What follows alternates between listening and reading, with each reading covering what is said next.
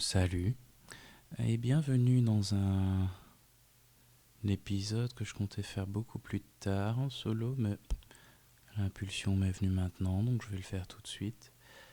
Ceci est totalement improvisé, j'ai absolument rien de prévu, j'ai laissé l'impulsion me guider, donc on verra bien ce qu'il en ressort. Pour un peu de contexte, il est minuit et demi. Je suis en train de regarder la vue de chez moi et les lumières allumées, les sapins de Noël, autour, tout ça.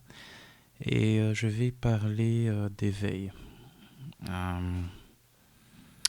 la base, comme je disais, je voulais je voulais raconter d'autres trucs avant, mais bon, apparemment l'impulsion m'est venue, donc je la prends. Tout ce qui est croyance, je voulais faire peut-être un épisode sur l'énergie juste avant.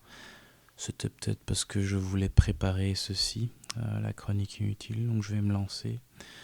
Je ne sais pas par où commencer, mais commençons, hein. Donc, prenons celle-là. Alors, tout ce que je dis, bien sûr, ne va bien sûr s'appliquer qu'à moi. Je ne peux pas dire que ce que moi je raconte peut être semblable à ce que d'autres personnes vont raconter là-dessus ou ce que vous allez vivre de votre côté. Enfin, si vous choisissez de. Je ne peux que parler pour moi. Comment ça a commencé ? Je crois que fondamentalement, pour moi, ça a commencé par une sorte de chemin de vérité. C'est-à-dire plein de questionnements sur, tiens, c'est quoi les choses, à quoi ça sert, pourquoi la vie, pourquoi pas. Et ce qui est assez marrant, c'est que donc du coup, quelqu'un qui fait ça, qui fait ce chemin de vérité, hein, on se dit tiens, il cherche du sens ou il cherche à trouver sa place ou quoi que ce soit. Et il y avait de ça. Et ce que j'ai très vite quand même remarqué par rapport à moi-même, c'est qu'il y avait une légère différence. C'est que moi j'étais prêt à voir la vérité brutalement en face. Et donc ici je fais directement une grosse différence entre ce que certaines personnes pourraient appeler l'illumination, hein. Donc qui dit lumière, c'est illumination dit mettre en lumière, donc des zones d'ombre, c'est-à-dire on est ignorant de certaines choses, on les met en lumière, tout à coup on les sait, ce qui pour moi est différent. Je ne suis pas illuminé, ça je ne crois pas. Par contre j'ai déjà eu des situations d'éveil et je me souviens exactement quand était la première. Je ne sais pas exactement où je marchais, mais c'était à Porte de Halle et ça devait être le printemps et je marchais vers la gare du Midi et à un moment j'avais eu une pensée, une réflexion. Je ne vais pas faire l'erreur de partager laquelle parce que bon, tout ça c'est que pour moi. En tout cas, bon, dans tous ces questionnements là, j'ai eu une certaine pensée qui du coup m'a amené à un certain état d'esprit où ok, c'est ça. Et ce qui est assez comique, c'est que je crois que sur le moment même, je ne me suis pas rendu compte de la signification ou de l'importance de ce moment. C'est que je m'étais connecté à quelque chose qui... C'est marrant comment les mots foirent, mais malgré ça, je tente quand même de partager ça. À quelque chose qui, le mot en anglais qui me vient, qui pervade everything. Donc ce mot-là, c'est, je crois en français, ça se traduirait comme quelque chose qui est entre toutes les choses, quelque chose qui est sous-jacente à tout. Et que je me suis à ce moment-là connecté à ça. Et ce qui est très curieux, c'est que depuis ce moment-là, j'ai pu toujours m'y connecter. Alors, je m'endormais régulièrement. Quand je dis je m'endormais, c'est-à-dire « Oh, mais oui, mes études, c'était important » ou « Oh, mais oui, c'est dur d'être métisse » ou « Oh, mais oui, ma quête spirituelle est importante » Oh, mais oui, avoir un boulot, c'est important. Oh, mais oui. Là où c'est être connecté à ce truc, c'est qu'on parle d'éveil. Je sais comment continuer. On parle d'éveil, ça veut dire éveil d'un état de sommeil. Et je trouve que le mot est assez juste dans le sens où, avant ce moment-là, donc Porte de Halle marchait vers donc la gare du Midi. C'est que c'était vraiment un moment précis où c'est arrivé. Et en fait, je pourrais partager ce que j'ai pensé. Mais et donc ouais, j'ai eu cet instant-là et depuis me reconnecter à cet état où mais oui, c'est ça. Ok. Ce n'est de plus en plus ça. Je pouvais le faire limite instantanément. Alors, pourquoi il est important pour moi d'en parler? Parce que on pourrait se dire, tiens, je pourrais garder ça pour moi et continuer de vivre ma vie et faire genre, je suis normal. Je sais pas, c'est qu'il y a un rôle. On parlait de croyance et d'illumination et tout ça. C'est qu'il y a des rôles en moi qui se disent, tiens, peut-être que toi, François, tu ne vas pas continuer ce chemin d'éveil ou que tu vas pas aller vers un éveil trop profond. Est-ce qu'il y a des profondeurs à l'éveil? Ben non, c'est marrant. Ça, c'est intéressant, tiens. Donc, directement, j'ai parlé de rôles et de personnages. Et je me retrouve à créer des buts et à créer des espèces de choses à accomplir, de niveaux différents et de profondeur. Alors que justement, un des aspects quand même importants de cet éveil était justement ça. Il n'y a pas de différence, il n'y a pas de niveau, il n'y a pas de but, il n'y a rien, quoi. Il n'y a rien du tout. Et je me pose parfois... Donc je dis ça, il n'y a rien, il n'y a pas de but, il n'y a pas de... On croit qu'il y a des choses au sérieux, on croit que les choses qu'on voit en face de nous sont réelles. On croit que truc numéro A ou truc numéro X est important, et puis pouf, tout à coup t'as cet effet et tu te rends compte, putain mais non en fait, y a rien quoi, c'est juste ok, y a rien. Et donc ce qui est intéressant par rapport au rôle, c'est exactement ça, c'est que de cette espèce d'état de rien est venu des formes. Alors les formes, on pourrait dire, ok, il n'y avait rien, une espèce de rien. Alors un rien vivant, hein. Je dis pas que c'est parce qu'il n'y a rien, c'est pas parce qu'il n'y a rien que ça ne veut pas dire que ce rien est vide, ou que le vide ou que l'abysse ne contient rien. C'est marrant parce que expliquer ce genre de choses, je me rends compte que c'est complètement impossible, que c'est quelque chose qui doit être vécu au niveau le plus profond et que les mots le foirent complètement. Alors il y a des gens qui l'ont fait extrêmement bien. Un gars comme le Bouddha a essayé. Un gars plus récent pour moi, et je dois remercier Pocahontas pour ça. C'est un gars plus récent, c'est Krishnamurti, qui, l'ayant lu, je me rends compte, mais putain, lui, il a décrit l'état d'esprit dans lequel je suis depuis en fait des années, depuis maintenant presque 11 ans, non, attends, 9 ans, quelque chose comme ça. Et il l'a décrit avec des mots en utilisant du rationnel. C'est-à-dire qu'il y a d'autres gens qui essaient de parler de cet état d'esprit-là en faisant de la musique, via la poésie, via une histoire, via des analogies. Et lui, c'est quelqu'un qui, via le rationnel, y est arrivé. Et c'est marrant que c'est que maintenant, en allant m'inscrire à une... je ne veux pas préciser, mais en gros, en me lançant un peu plus sérieusement dans la philosophie, que tout à coup, je tombe sur lui. c'est curieux. Ou en tout cas, tomber sur ses écrits. Alors, je pourrais rentrer dans la relation univers, illusion, éveil et état d'esprit et tout ça.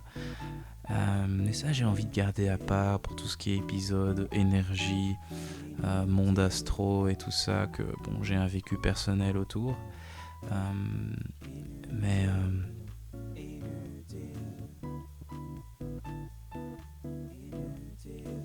les mots me manquent. Il y a plein de choses qui veulent sortir, mais les mots me manquent. Les personnages comme ça qui essayent de contrôler cet état, qui sont en moi là, ils veulent dire plein de trucs, mais là je me suis dit je vais faire cet épisode en restant connecté à cet état là, et je me rends compte que ah ben non. c'est très difficile de l'apporter, impossible. J'ai quand même quelques éléments dont je veux parler. Premièrement, comment y arriver. Et donc j'ai dit, il y a plein de prophètes qui en parlent, il y a plein de gens illuminés ou quoi. Enfin, alors pour moi, illuminé et éveillé, c'est deux états complètement différents. Et il y a des gens qui sont éveillés qui ne sont pas illuminés. Et il y a des gens qui sont illuminés qui pour moi ne sont pas du tout éveillés. Donc quand j'ai parlé du monde, et bah je vais le faire, tiens, faisons-le. J'ai parlé du monde et de nos perceptions et de qui on est ou qui on croit être, des pulsions qu'on a à l'intérieur, de la vie qu'on vit, de ce qu'on voit autour de nous, des croyances qu'on a sur le passé, sur le futur, sur le présent, quoi que ce soit. On croit que c'est des choses qui sont tangibles, qui sont vraies. Donc même le monde, même la matière qu'on a en face de soi, la voix que vous écoutez maintenant, vos boissons que vous buvez, vous croyez qu'il y a quelque chose de réel. Et ce que, à cet instant-là, j'ai plus ou moins compris, c'est que à la base, à la substance, c'est marrant parce que c'est une manière très cérébrale de l'expliquer, et je me rends compte, mais non, c'est pas ça, tu vas amener les gens dans une mauvaise direction. Mais c'est qu'à la base, dans le plus profond des choses, la base, il n'y a rien en fait. Pour utiliser un peu la science,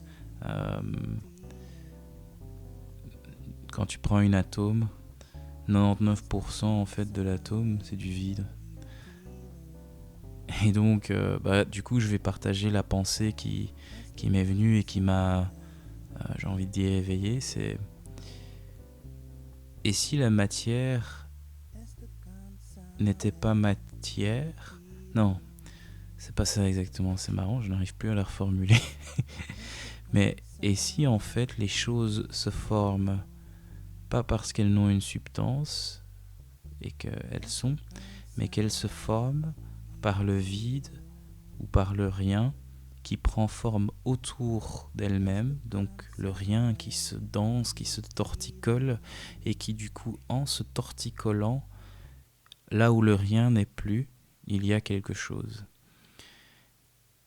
Alors, est-ce qu'il y a quelque chose, oui ou non? Ça c'est une question existentielle, hein. Je veux dire, les physiciens quantiques sont occupés dessus. On attend en impatience leur état, ou en tout cas leur trouvaille. C'est que je sais que cette pensée-là m'a amené dans cet état d'esprit où waouh, ok, d'accord. Et ça a déclenché plein de trucs, et ça a déclenché une sorte de décrochage de cerveau. Et je crois que pour les proches, je crois que toute la suite de la journée, j'ai pas dit un seul mot. J'étais juste, ok, le rêve, je le vois. La matrice, je la vois, je la comprends. Alors tout ça, c'est des mots que j'essaie d'attribuer à un état. C'est-à-dire se rendre compte que, en fait, la différence entre moi ou la personne qui m'écoute, la différence entre gauche et droite, la différence entre je sais pas moi, les cieux et les enfers, la différence entre ce qui est devant moi dernièrement, passé, présent, ce n'est qu'un jeu du rien, ça n'existe pas. Alors c'est si je peux le dire comme ça, et peut-être que théoriquement ou cérébralement quelqu'un peut le comprendre, parce que juste avant, moi, j'avais lu des livres autour de ça. Ce n'est pas du tout innovant. C'est ce que je suis en train de dire, c'est plein de gens l'ont dit avant. C'est juste qu'une fois avoir eu cet état, c'était comme avoir une clé qui m'a permis de comprendre plein de choses. Je ne voyais plus les religions de la même façon. Je ne voyais plus le sens de la vie de la même façon. J'étais dans un nouvel état d'esprit. Un état d'esprit en fait que je n'étais, en toute honnêteté, pas prêt d'accepter. Et même maintenant, à l'heure actuelle, ne suis pas prêt d'accepter. C'est-à-dire de se rendre compte que tout ce qu'on fait ici, c'est un peu de la rigolade, quoi. C'est des couilles, ça ne sert à rien. Vais-je utiliser le mot inutile? et donc voilà. Je parle souvent à des gens et je me rends compte parfois à quel point pas que je suis différent, mais à quel point en fait avoir passé ce cap-là rend l'expérience de la vie complètement différente. Complètement différente. C'est que oui, j'ai mes personnages en moi et de temps en temps je m'endors et je prends un personnage de François au sérieux, genre par exemple maintenant le personnage d'animateur radio qui croit que raconter tout ça va faire une différence dans la vie de quelqu'un. Peut-être que c'est thérapeutique. Non, je crois pas que c'est thérapeutique. Parce que je raconte des trucs que j'ai l'impression de déjà avoir fait. Si je voulais vraiment faire de la thérapie, je travaillerais plus sur l'illumination plutôt que l'éveil. Mais différence, c'est que pour vous donner une idée à quel point j'avais du mal à juste vivre de cet état-là, c'est que je n'acceptais pas que les choses pouvaient être si simples en fait.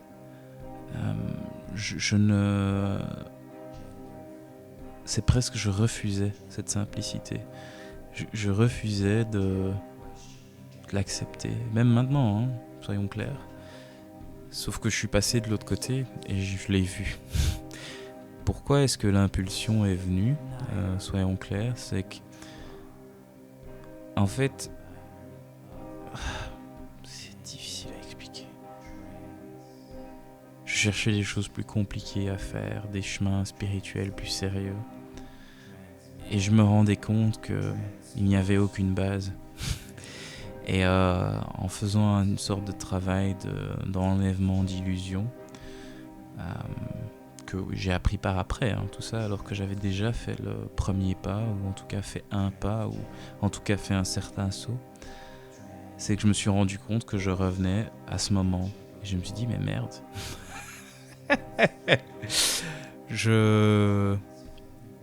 C'est pas que je le savais déjà, ou je le comprenais déjà, ou que j'y étais déjà, mais en tout cas, c'est genre, putain, mais François, tu l'as déjà cet état d'esprit, tu sais t'y connecter quand tu veux. Pourtant, tu te laisses t'endormir ou tu te laisses vivre tu te laisses profiter de l'illusion. Tu te laisses y croire, tu te laisses la vivre et croire qu'elle a de la substance, tu crois qu'elle est importante. Et donc c'est marrant de se retrouver en face de ça, genre ah ouais, merde. Cette réalité elle est là et je peux la nier autant que je la veux, mais non, je l'ai vécue quoi. Et je peux y faire appel quand je veux. Et voilà quoi. Et donc quand je dis que je faisais des travails de destruction d'illusions, je vais peut-être faire la différence avec l'illumination, comme ça je fais d'une pierre deux coups. C'est que pour moi, l'illumination, c'est le fait de mettre en lumière des choses du rêve.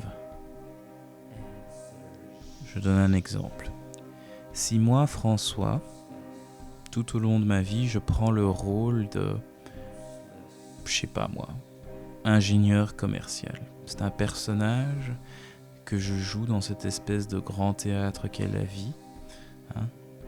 Je vous conseille tous le film, oh, je ne l'ai pas, Synecdoche New York, Synechdoche New York, qui pour moi est une belle analogie de ce que je vais expliquer maintenant. C'est que donc je joue un personnage dans cette espèce d'univers, tout comme le ver de terre en juin, l'oiseau en juin, le ciment qu'on voit en juin, l'eau en juin. Je joue mon personnage qui est le gars ingénieur commercial, blablabla, qui se prend au sérieux, qui veut faire du business, qui veut devenir riche ou changer le monde avec les entreprises dans lesquelles il travaille. Hein. Ce personnage, bon, il a une quête, une aventure, des valeurs, des qualités, des défauts. Souvent, les qualités sont liées aux défauts. Il a des buts, il a des choses à réaliser, il a des vertus, il a des choses, enfin, il a plein de choses comme ça. Seulement, si François n'était qu'ingénieur commercial, ce serait un peu un personnage monochrome, n'est-ce pas ? Du coup, ajoutons-lui un autre personnage, par exemple celui du métis. Qu'est-ce que le métis ? Tiens, c'est le fils de un père blanc, une mère noire africaine, qui naît dans un monde blanc, qui va à l'école aux Flamands, donc où les Flamands et leur relation aux autres races, c'est quand même assez curieux. Alors c'était des Flamands de Bruxelles, hein, mais pas tous, donc j'étais quand même, ça va. Hein. Ensuite, voilà, donc quelle est la quête de François le Métis ? Quelles sont ses qualités ? Ah tiens, on peut dire que il est métis, donc il voit les choses de plein de façons différentes. Hein. Il a plusieurs éducations, il est 100% ceci et 100% l'autre. Les désavantages, c'est que peut-être il n'est pas 100% blanc ni 100% noir ou quoi que ce soit. Sauf que si on a François l'ingénieur commercial et puis François le métis, ça reste encore un peu monochrome. Hein. Ajoutons aussi peut-être le personnage HP, ou l'espèce de personnage geek, cerveau droit. Ajoutons peut-être le personnage introverti. Ajoutons peut-être le personnage sportif. Ajoutons peut-être le personnage...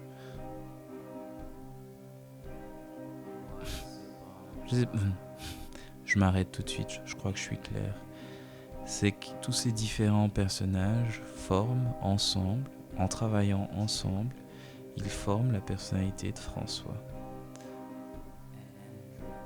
Et ce François-là, il n'est peut-être pas conscient, c'est-à-dire le François du top, il n'est peut-être pas conscient de tous les François qu'il a en lui. François le fils, François le frère, François l'enfant unique d'une famille recomposée, François le musicien, François l'artiste, François l'animateur radio, François le spirituel. Tous ces différents personnages forment un François, mais le top François, l'espèce de gouverneur au-dessus, l'interface François, c'est-à-dire les pensées que François a, l'image qu'il a de lui, hein, l'interface, n'est peut-être pas conscient de tous les François qui le font lui. Et donc l'illumination est de mettre en lumière tous ces différents aspects. Non seulement les mettre en lumière, mais j'ai l'impression aussi de les faire travailler ensemble. Est-ce que François est illuminé ? Non. Parce que ce que François, le gars qui suit cette espèce de chemin d'illumination là, hein, qui va faire de la PNL, va voir des coachs, change tout le temps de carrière pour essayer de se découvrir et tout ça. Ce François se rend compte qu'il y a toujours de plus en plus profond. Parce que c'est ça la beauté de ce rêve et de cet univers dans lequel on vit. C'est qu'il y a toujours quelque chose à faire. Il y a toujours quelque chose à faire. Il n'y aura jamais de fin. Ça continuera de tourner. Oh tiens, si les humains meurent, pas grave. Peut-être que les vers de terre survivront, qu'ils gagneront en conscience. Et peut-être que d'ici, je sais pas moi, 1 milliard d'années, il y aura un ver de terre qui portera le nom de François, qui fera des chroniques inutiles et qui racontera exactement la même chose que je suis en train de raconter maintenant. Et voilà quoi. Cette illusion là, cette illusion, je l'appelle illusion, le monde, l'univers, qui on croit être. Cliché numéro 75. Il n'existe que parce qu'on est là pour le percevoir. Alors ceci, c'est une croyance. Si moi je ne perçois pas les États-Unis maintenant parce que je regarde juste en dehors de ma fenêtre, est-ce que les États-Unis existent ? Mais bien sûr, il y a quelqu'un d'autre qui est là pour le percevoir. Et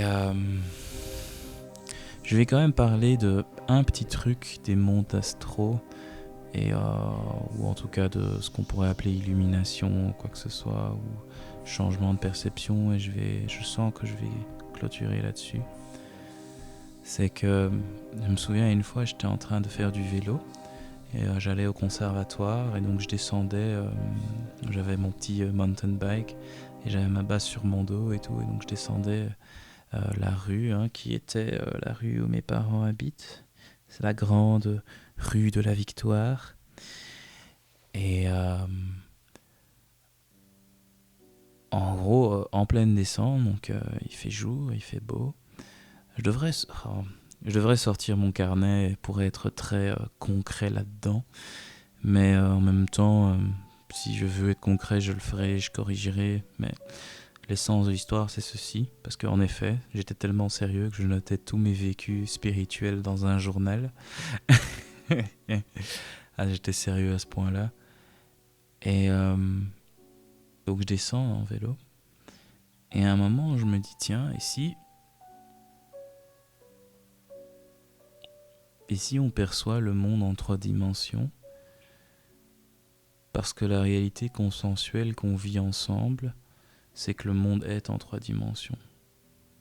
Et si moi, en choisissant...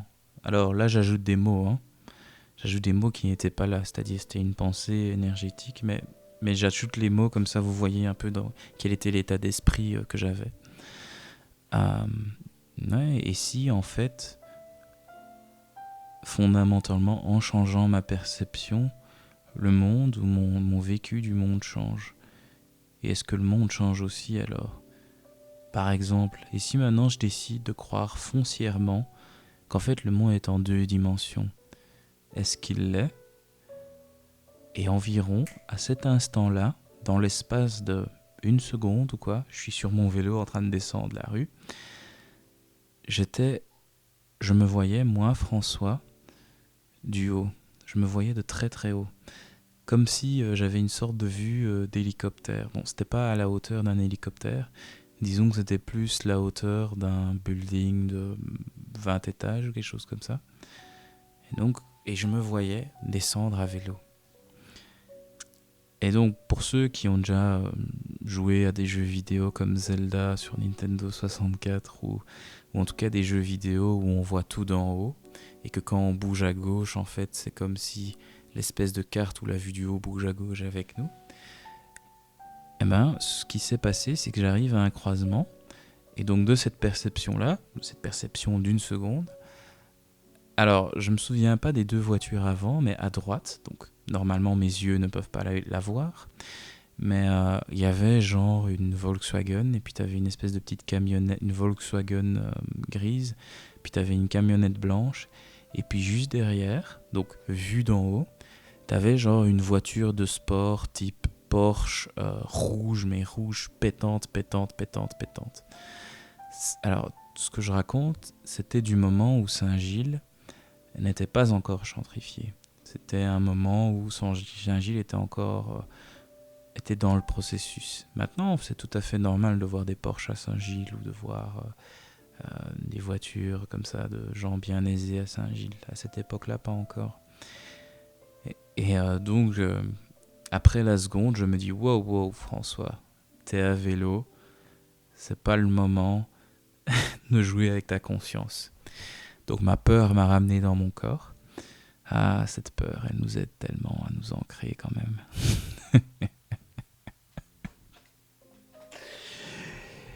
Et donc, le feu est rouge, je m'arrête au feu rouge. La Volkswagen grise, la camionnette blanche, donc elles viennent de la droite. Donc pour vous expliquer, je descendais à gauche et donc cette vision d'en haut. Et à droite, normalement il y avait ces 3 voitures et donc je voyais en effet la Volkswagen grise. Je me suis dit, ah tiens, marrant, la Volkswagen grise passe, la camionnette blanche passe. Je suis là, wow, c'est bizarre, je dois l'avoir vue ou quoi, avec un angle ou quoi. C'est un peu bizarre ça, mais ouais, je dois l'avoir vue ou elle s'est peut-être tournée ou quoi. Et puis la Porsche rouge, quoi. Et, et à ce moment-là, je me suis dit, tiens, ça défie ma propre logique. Je me rends compte que je ne sais pas expliquer ça logiquement. Ou en tout cas, selon la vérité scientifique des 5 sens qui est prônée scientifiquement tout le temps dans notre manière de vivre. Je ne savais pas expliquer ce moment. J'invite n'importe qui à venir me l'expliquer d'ailleurs. Bon, ensuite, il y a des explications spirituelles et en fait, c'est marrant parce qu'avant de parler éveil, je voulais parler de ce genre de trucs-là. Mais donc là, j'ai compris quelque chose, hein, ouais. Le rêve, il est complètement malléable. Ce que nous vivons actuellement est complètement malléable. Notre perception a un effet extrêmement puissant sur le rêve que nous sommes en train de vivre. Et donc, qu'est-ce que je fais avec les chroniques inutiles ? Je sais pas. Il y a peut-être une partie inconsciente en moi, hein, une partie non illuminée, qui se dit, ah bah tiens, si je partage mon parcours, si je partage mes connaissances, mon savoir, mes états d'esprit, peut-être que je changerai mon rêve, peut-être que les rêves des autres changeront, leur perception changera et leur monde autour d'eux changera. Mais là, maintenant, en étant dans cet état d'esprit où je reste connecté avec tout ça, je me rends compte que... et alors ? Et je crois que je vais conclure là-dessus. Il y avait l'autre jour sur Facebook un gars qui posait la question très sincèrement. Un gars intelligent, hein. Enfin, quand je dis intelligent, c'est-à-dire un gars de 79 ans qui a eu une vie ultra intéressante, qui a vécu tant de choses, tant de choses fantastiques, il a fait le tour du monde grâce à sa peinture, il fait de la musique, mais en même temps, il a fait de la politique aussi. Un gars, il a fait plein de trucs, et donc j'étais un peu étonné, et il pose la question, pourquoi la souffrance existe ? Alors qu'il a parlé à des gens comme le Dalai Lama et tout ça, hein, il a parlé à des gens comme ça importants. Et je me souviens que ma réponse, elle était quand même assez chiante, c'était juste... si la souffrance n'existait pas, on n'aurait pas de choses vers quoi tendre. On n'aurait pas de choses à accomplir. On ne pourrait plus se plaindre. On ne pourrait plus être là, cher individu, à se dire « Oh, moi je vais réaliser ça. Moi je veux le bonheur. » Non. Tout serait juste équilibré.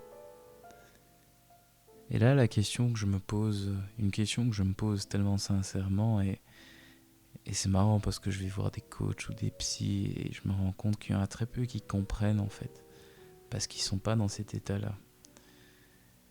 c'est que... Est-ce que je... Quelle est ma relation alors avec le rêve maintenant? Je ne sais pas. Ce que je remarque maintenant, c'est que le rêve, il est... À un moment, j'ai choisi de ne plus avoir d'animosité avec le rêve. J'ai choisi de me dire, tiens, il est ce qu'il est. Et pourquoi pas en profiter le temps jusque le jour où la mort me disait, François, je vais tomber dans un autre rêve où je te ramène au rien ultime, soit, on ne sait pas. Je ne sais pas, j'ai pas de... J'ai des éléments de réponse, j'ai du vécu au niveau astral, oui, je suis allé en enfer, oui, je suis allé voir c'est quoi le paradis. Ma conscience m'a déjà amené là. Est-ce que tout ça est réel? Je me rends de plus en plus compte que non, ça fait partie du monde du rêve. Et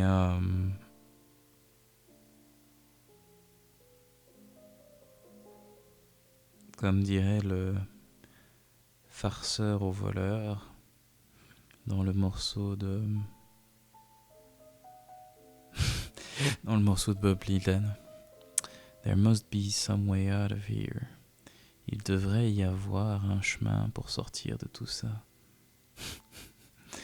C'est marrant parce que c'est encore une quête. Pourtant, c'est ce que Bouddha offrait. Et c'est là où je me dis, tiens, c'est marrant tout ça, parce que t'as des gens, genre, bon, donc tout ce qui est bouddhisme et tout ça, c'est que ils parlent de tout ça, hein, tout est illusion, souffrance est illusion, il y a que des choses qu'on perçoit, et le reste c'est illusion, tu vois. Pourtant, il a quand même mis une quête devant les gens, tu vois, c'est-à-dire, ouais, médite, libère-toi, libération, le nirvana, tu vois. Il a quand même mis une espèce de rêve comme ça devant les gens, c'est comme si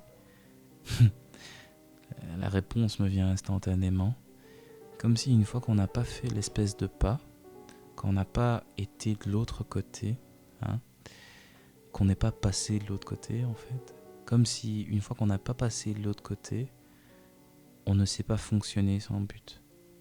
C'est sans but, sans cadre, sans structure.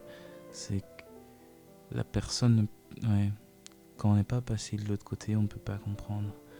Je ne sais pas. Je suis passé de l'autre côté, donc c'est un peu tard pour moi.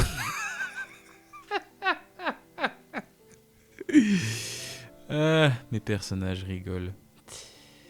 Ce qui est sûr, c'est que je crois que cet épisode, en fait, c'est juste une invitation. Plus qu'autre chose. Alors, si notre conscience est vraiment séparée et que la personne qui écoute est vraiment différente de moi au niveau conscience et que ceci n'est pas un rêve ou que la conscience est unifiée ou pas unifiée ou je sais pas quoi, tout ça c'est du cérébral. Tout ce que je dis c'est, voilà, je vous invite, venez voir un peu ce qu'il y a de l'autre côté. Lâchez un peu qui vous êtes, vos convictions, vos croyances. Allez de l'autre côté. Allez voir un peu ce que c'est. Et ouais, qui sait, on pourra en parler. Parce que c'est un peu seul parfois. Mais bon, ça je suppose que c'est peut-être une illusion ou c'est un personnage qui aimerait avoir une communauté de gens comme lui de l'autre côté, je sais pas. Je ne sais pas. Est-ce un personnage? Oui, c'est un personnage. Enfin bon. Je crois que j'ai dit ce que j'ai à dire. Du coup, ceci était la chronique inutile. Je n'avais probablement pas planifié en commençant les chroniques inutiles que ceci allait être une sorte de testament ou de journal que j'allais laisser à d'autres gens pour qu'ils écoutent et qu'ils en fassent un peu ce qu'ils veulent. Mais je me rends compte que ouais, quelque part, ça c'était finalement le truc que je voulais partager et que tous les épisodes avant, que ce soit en groupe ou en solo, ça amenait vers ça. Du coup, ouais, on va voir un peu ce qu'il en devient. Est-ce que je le relâche maintenant, le jour même où je le fais, ou est-ce que je relâche, je sais pas moi, le jour où j'en ai marre? Parce que un truc qui est drôle avec ce sujet-ci est que je crois que si je devais le faire demain ou en journée, je raconterais complètement autre chose, mais je serais quand même en train de parler de la même chose. Parce que voilà, les mots foirent. Les mots foirent complètement.